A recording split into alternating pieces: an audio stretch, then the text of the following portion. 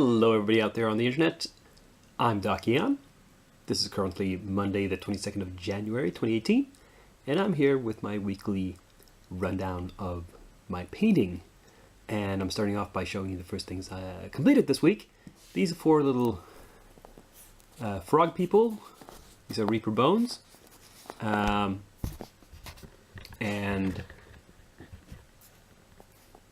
I think they turned out pretty nice. They look actually a lot better than my previous examples. The ones I painted when I first got the the Bones 2 Kickstarter, which these were included. I painted these two guys, which look a lot more drab and dull than the new ones.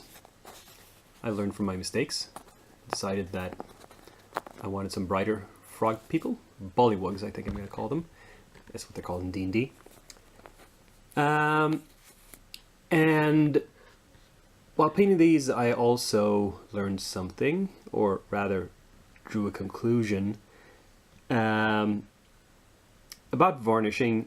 I've been experimenting with trying to varnish with my airbrush. I'm trying to learn this new tool, and painting with the airbrush is fine, priming is fine, varnishing I just can't seem to get the hang of. I always do, the coat is either too thin or too thick, and too thick is of course bad because it creates that clouding effect, and I have to go in and fix it. So I don't know, unless somebody can give me a foolproof method, and I don't think that's going to happen because I suspect how to do it will vary with each specific model of airbrush, because it's, you know, a really technical issue. I might just stick to my rattle cans for varnishing in the future. I'm gonna, you know, retire the primer. I still have some cans of primer I want to use up, but once those are gone, I'm gonna stick to priming only with the airbrush. And but varnishing seems like it might still have to be a rattle can job for the foreseeable future. Anyway, let's move on. And looky here, I've not only done those bullywugs, I've also done a bunch of lizardmen. I have been speed painting, so I've completed a rather impressive batch of lizard folk here. Now these are mostly bones. The two you in front here are metal minis, which I think you can mostly tell from the fact they have more detail. It's not that I've really put that much more work into painting them, it's just that the sculpt, or rather casting, comes out better than say, for example, in this guy.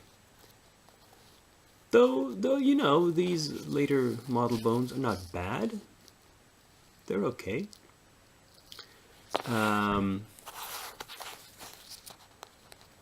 Here's another one. Now,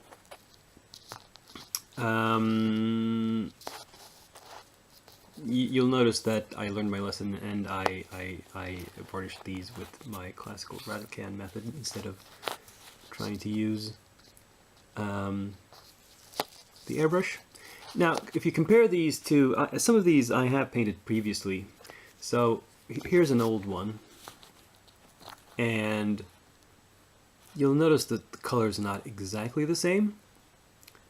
The old ones have, I think, a slightly more vibrant shade of, well, it doesn't look like this on these, but let's compare. Let's say, so here's the new one on the left and the old one on the right. To the eye, the green on the old one looks a little bit brighter, but I intentionally tried to go for a duller green this time. It doesn't really look that way on camera, strangely enough. But I wanted to go, you know, alligators, crocs, and the like. They're not bright green; they're dull green. So again, let's compare the new model on the left, the old model on the right. I mean, they're fairly close. It's not huge difference. The shields are different colors, and yeah.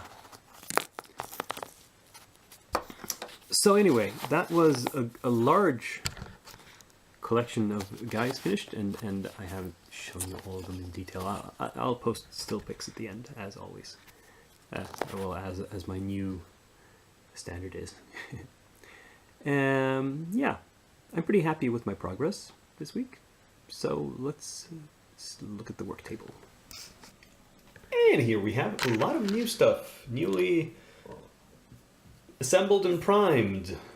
My Sea Devils are ready to start painting. And in the back here you can see the last of the Christmas minis. Still getting a little bit of work done on them once in a while. They're not high priority, but one of these days they might get finished. Just out of the blue, like a complete surprise. But for now, I'm actually going to be focusing on these fish folk. That is number 1 on my list. And these guys are what's on deck to be prepped for next week. I thought I'd go back to some bones again after painting some real metal minis for a while. Specifically because I chose these because the Were Crocodile was an oversight. This one should really have been painted while I was doing the lizard folk. The Were Bear, because believe it or not, this can be useful for a player character in my campaign. And the giant centipedes and giant ticks, just because they're generally useful nuisance monsters. Good to have around. You know, I might toss in some random encounters at any time. Yeah. So, that is the current plan and setup. Let's look at some statistics and then new arrivals.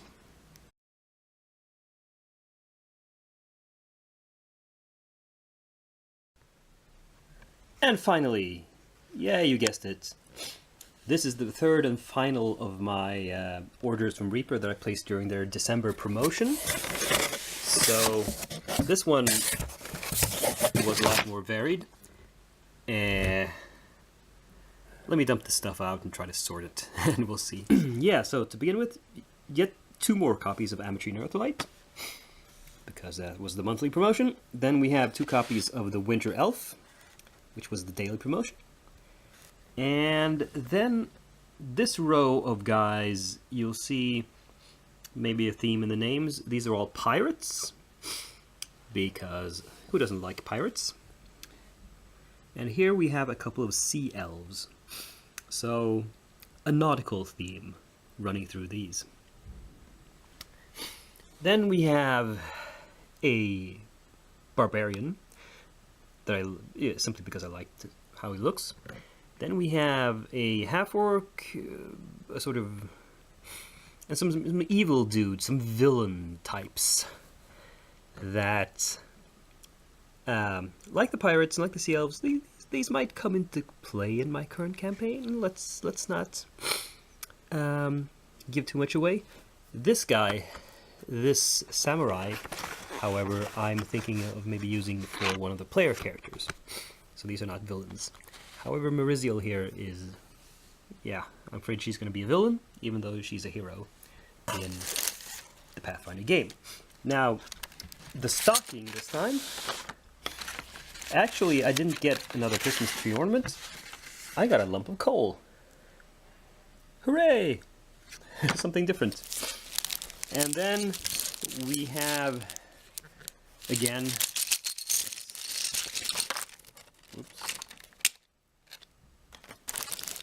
We have some candy, some bases, the same 2 bottles of paint once again, and some bones. Let's see if mostly new ones this time. Some skeletons, which I can never remember which skeletons I have or have not painted or received or whatever. But these seem to be useful. And all the rest are actually stuff that I didn't have. There's some sort of, I don't know, some small wizard, a gnome or a halfling. There's a female dwarf with dual hammers. There's some kind of guy with a ray gun, some sort of space jockey. There's a couple of the mouselings, which seem cute. There's this thing, which seems to be a goblin standing on a platform on another goblin's back. This looks like it's part of some bigger diorama, actually, because he's got these mallets which look like he's supposed to be beating on a drum, and I don't have a drum for it. So I'm a little confused as to what this actually is, but interesting. And then we have a big wolf, probably a warg or a dire wolf. Because it's too in its scale, it's too large to be a normal everyday wolf. So that was quite a lot of stuff. Am I putting any of this into production? Maybe.